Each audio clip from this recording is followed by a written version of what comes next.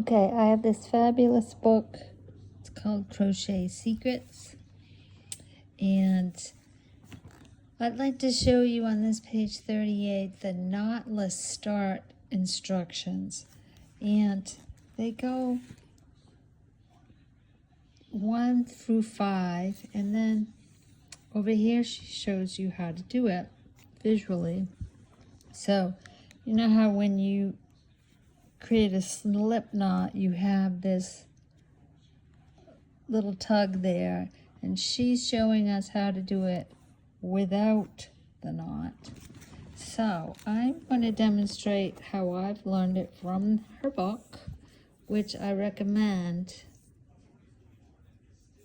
to anyone that is learning crochet. So take the yarn like so, put it like it is in our photograph, put my hook through,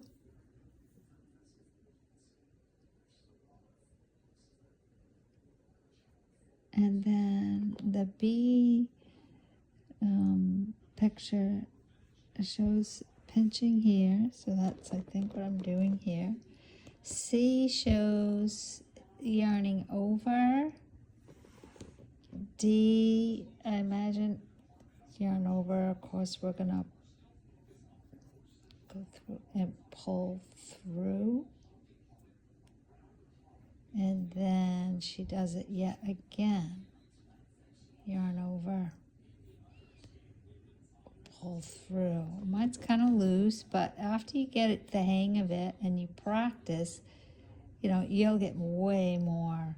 It'll look cleaner and neater. So I just yarned over again and pull through. So I'm going to show you again. Yarn over the hook and pull through the loop.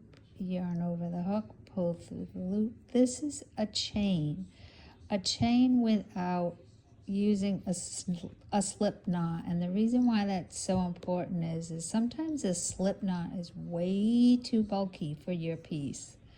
Like you'll go to finish your piece up and you'll have this bumpy bit in there, like she shows in the book, and it'll make this little lump, and you don't think it matters now, but sometimes it does.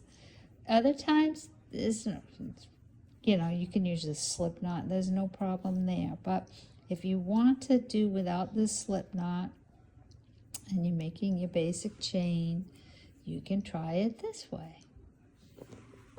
And there is our chain. Somewhat like her book. All right, I recommend this book highly.